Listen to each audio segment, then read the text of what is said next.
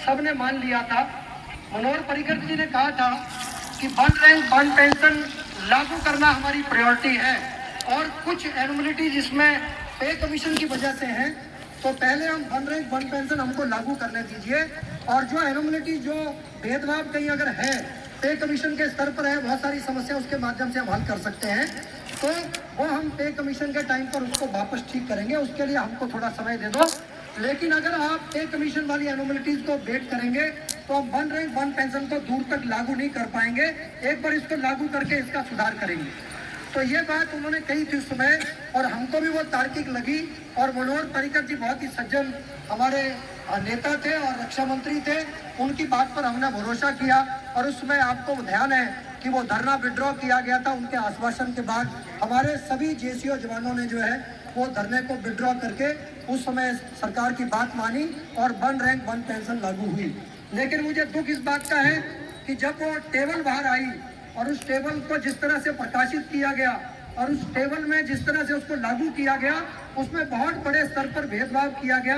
वो अपने आप में दुखद था, क्योंकि उस समय मनोहर पर्रिकर जी ने जो कमिटमेंट करी थी वो पूरा करना चाहते थे। मैं बाद में उनसे मिला, लेकिन बहुत सारी जो दबाव थे उनकी वजह से वो उस समय वो लागू नहीं हो पाए। इस बात पे उन्होंने रिग्रेट भी किया था हमसे, और वो बहुत अच्छे से इसको करना चाहते थे, लेकिन बाद में वो डिफेंस मिनिस्टर नहीं रहे। मैं यहाँ आपको इसलिए कहना चाहता हूँ कि वन रैंक वन पेंशन की बात हो, चाहे एमएसपी की बात हो, चाहे फैमिली पेंशन की बात हो, चाहे डिसेबिलिटी पेंशन की बात हो, ये सारी चीजें जो हैं जिसका यहाँ पर डिस्कस हुआ, मैं उसकी टेक्निकलिटीज में नहीं जाऊँगा, क्योंकि वीर बहादुर सिंह ने आपको पूरे डिटेल में उसकी टेक्निकलिटीज के बारे में बताया किस किस प्रकार भेदभाव हुआ।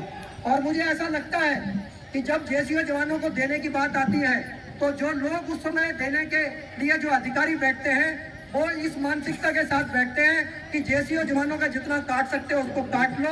उनका माइंडसेट काटने का रहता है, इसलिए ये भेदभाव ज्यादा होगा।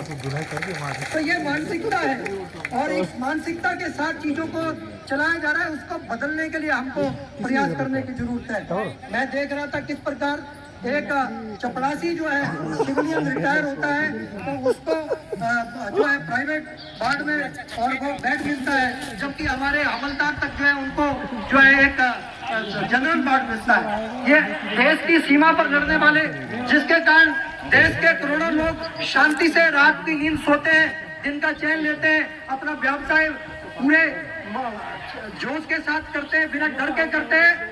ये जो सुख शांति और समृद्धि जो देश के अंदर है, इसमें सबसे बड़ा योगदान अगर किसी का है तो जो सीमा पर